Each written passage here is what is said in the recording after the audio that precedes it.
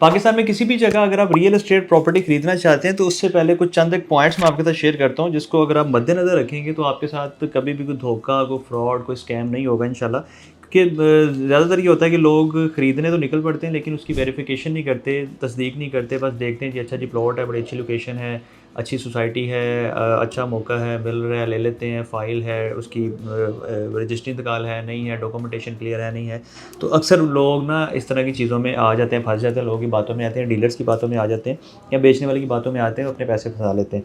तो इसमें मैं आपको थोड़ा बता देता हूँ कि जब भी आप कोई प्रॉपर्टी खरीदने जाते हैं तो उसकी सबसे पहले उस प्रॉपर्टी की वेरिफिकेशन लाज़मी करें। वेरिफिकेशन आप कैसे कर सकते हैं मैं आपको बता देता हूँ। मैं अब चूँकि हमारा जो हेड ऑफ़िस है ओवरऑल जो हमारे ऑपरेशंस हैं ज़्यादातर लाहौर में, तो मैं लाहौर की बात करूँगा या इस्लामाबाद की बात करूँगा। तो लाहौर में डिफरेंट अथॉरिटीज़ काम कर रही हैं, जैसे कि एलडी है, लाहौर डेवलपमेंट अथॉरिटी है, उसके अलावा डीएचए है, डिफेंस हाउसिंग अथॉरिटी। अगर आप डीएचए में लेते हैं तो वहाँ पे वो अथॉरिटी काम करती है। सीबीडी है यहाँ पे।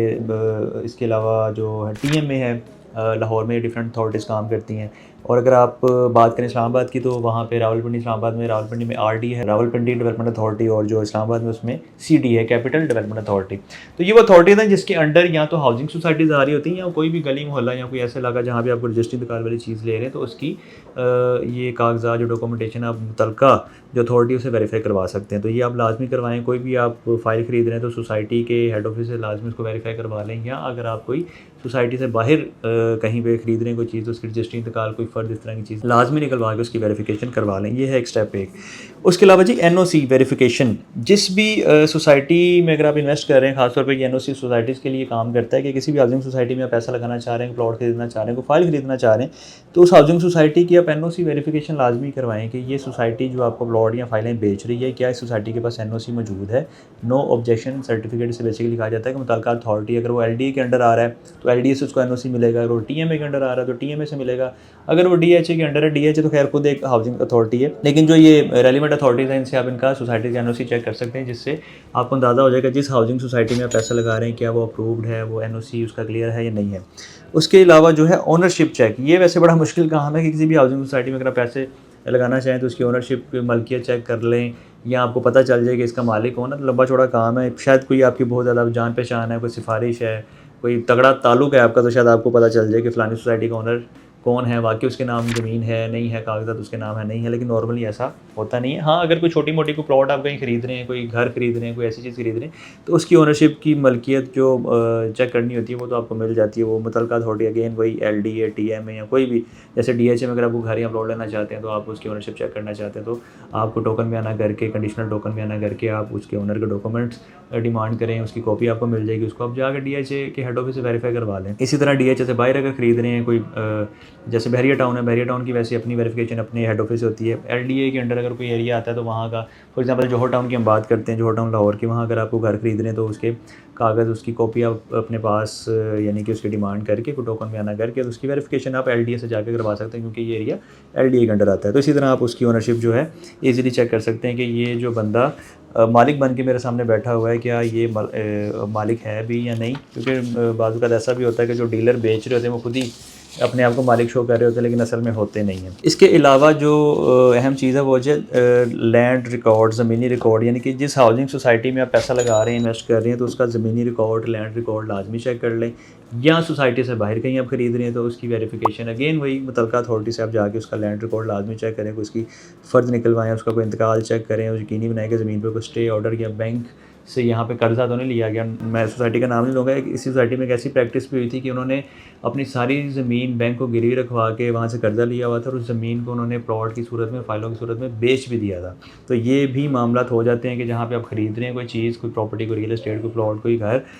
कोई फ्लैट, तो वो ये भी क्लियर करवाएं उसकी मुतल्लिका अथॉरिटी से, क्या ये ज़मीन गिरवी तो नहीं है बैंक के अंडर, कहीं इन्होंने इसको गिरवी रखवा के कर्जा तो नहीं लिया हुआ। तो ये आप लाजमी चेक करवा लिया करें कहीं पे भी पैसा लगाने से पहले। उसके अलावा जो उसका अहम चीज़ होती है जी, प्लॉट नंबर और नक्शा, लेआउट प्लान जिसे कहते हैं। हाउसिंग सोसाइटी अगेन कहीं पे आप इन्वेस्ट कर रहे हैं, खरीद रहे हैं, तो उसका आप एक तो प्लॉट नंबर अगर आपको पहले दिन मिल जाए तो सबसे अच्छी बात है, और उसका जो लेआउट प्लान है, जो नक्शा है, वो लाजमी आप डिमांड करें। डीलर के थ्रू बाय करें, उससे डिमांड करें, उससे बाय नहीं करें, डायरेक्ट हेड ऑफिस से बाय कर रहे हैं सोसाइटी के, तो उनसे डिमांड करें कि आपका नक्शा हमें प्रोवाइड करें, और ये नक्शा मुतल्लिका अथॉरिटी से अप्रूव्ड है भी या नहीं। अगर वो बता दें अप्रूव्ड है तो उसको वेरीफाई वही अगेन आप जाके मुतल्लिका अथॉरिटी से वेरीफाई करवाएं कि ये सोसाइटी का ये ब्लॉक, ये नक्शा, ये नंबर, ये अप्रूव्ड है या नहीं है, तो आपको उसकी डिटेल्स बता देंगे। इसके अलावा सेकंड लास्ट पे है जी डेवलपमेंट का स्टेटस, जो कि डेवलपमेंट का वहाँ पे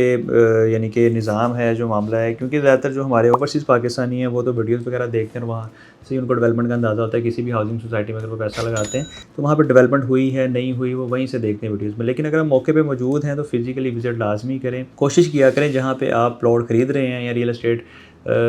ख़रीद रहे हैं, वहाँ पे जाके मौका लाजमी चेक करें कि वहाँ मौके की मौजूदा सूरत हाल क्या है। ये एक ख़ास तौर पे मैं ओवरसीज़ पाकिस्तानियों के लिए कह रहा हूँ, क्योंकि जो यहाँ पे मौजूद होगा ज़ाहिर सी बात है वो तो देख ही लेगा। ओवरसीज़ पाकिस्तानी बाज़ औक़ात ऐसा होता है कि या तो जिसके थ्रू ख़रीद रहे होते हैं वो उनको धोखा दे रहा होता है, या अगर वो डायरेक्टली किसी कंसल्टेंट से, डीलर से ले रहे होते हैं वो बाज़ औक़ात उनको धोखा दे रहा होता है। तो कोशिश करें कि अपना कोई बंदा, अपना कोई नुमाइंदा, कोई ना कोई लाजमी वहाँ जाए, या कोई ऐसा बंदा जिसके साथ आपका ट्रस्ट लेवल बहुत अच्छा है, तो उसके थ्रू आप ये बाइंग करें ताकि आपको मौके की असल सूरत हाल दिखा सके कि ये मौके की सूरत हाल है। तो यहाँ पे सोच समझ के पैसे लगाएं। अगर वहाँ पे सड़कें बनी हुई हैं, बिजली का निज़ाम है, वहाँ पे सीवरेज का निज़ाम है, ओवरऑल वहाँ पे इंतज़ाम इस तरह के हैं, वहाँ पे यानी कि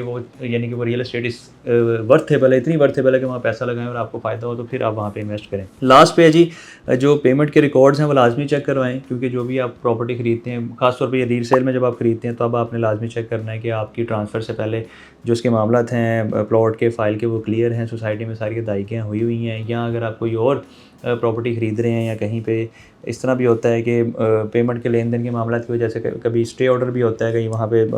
दूसरी पार्टी ने स्टे भी लिया होता है, और भी काफ़ी ज़्यादा इस तरह की चीज़ें होती हैं। तो पेमेंट की जो अदायगियों का जो रिकॉर्ड है सारा, वो लाजमी चेक करवाएं कि आप जो भी प्रॉपर्टी, रियल एस्टेट, कोई प्लॉट, घर कुछ भी ख़रीद रहे हैं तो उसका कोई लेन देन बाकी तो नहीं रहता, कहीं उसमें कोई मसले मसाइल तो नहीं चल रहे, उसमें कोई स्टे ऑर्डर तो नहीं लिया हुआ ताकि बाद में आपको परेशानी का सामना करना पड़े। तो ये वो चंद एक पॉइंट्स हैं जो कि मैंने आपके साथ शेयर किए, बहुत ज़रूरी हैं। ये सारे अगर आप वेरीफाई नहीं करते, इनमें से 3 से 4 भी आप वेरीफाई कर लें, जिसमें आपका जो एनओसी है वो आप वेरीफाई कर लें, ज़मीन मौके पे मौजूद है, उसके कागजात मौजूद हैं, वो वेरीफाई कर लें। इसके अलावा मुतलका अथॉरिटी से प्रोजेक्ट, सोसाइटी या वो जो आप प्रॉपर्टी ख़रीद रहे हैं वो अप्रूव्ड है, मंजूरशुदा है या नहीं है, वो चेक कर लें। उनका जो रिकॉर्ड है मुतलका अथॉरिटी में मौजूद है या नहीं है, ये सारी चीज़ें, कुछ 4 से 5 चीज़ें भी अगर आप वेरीफाई कर लें, आपकी तसल्ली हो जाए, तो फिर आपको रियल एस्टेट बाय कर लेना चाहिए। असल में लोग जाते हैं आसानियों की तरफ कि लोग हमें कुछ भी ना करना पड़े, बस हम पैसे खर्च करें और हमें चीज़ मिल जाए। तो देखिए, आसानी से कोई भी चीज़ नहीं मिलती, आपको मेहनत करनी पड़ती है, मेहनत करके ही आपको उसका फल मिलता है। तो ये मेहनत सिर्फ इसलिए नहीं है कि आप पैसा कमाने के लिए मेहनत करें। ज़ाहिर सी बात है, जब आप वो पैसा खर्च कर रहे हैं तो वो भी एक मेहनत तलब काम है, क्योंकि आपने इस मकसद से पैसा खर्च करना है कि इस पैसे को खर्च करने पे मुझे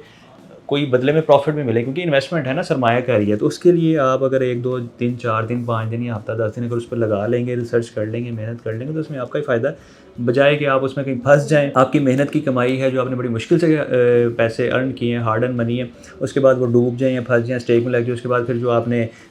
थाने कचहरी को चक्कर लगाने हैं, तो वो भी तो आपने अपना वक्त और पैसा बर्बाद करना है। उससे बेहतर है कि ये थोड़ी सी परेशानियाँ पहले फेस कर लें, चीज़ों को वेरीफाई कर लें और उसके बाद इन्वेस्ट करें, क्योंकि पैसा कमाना आजकल के दौर में बहुत मुश्किल है। तो इस वीडियो को सेव कर लें, अपने रिश्तेदारों के साथ, दोस्तों के साथ शेयर करें, ताकि उनमें से भी अगर कोई इस तरह की प्लानिंग कर रहा है तो उसमें उसका फ़ायदा हो जाए और उसको इन सारी चीज़ों को फेस करने में आसानी हो जाए।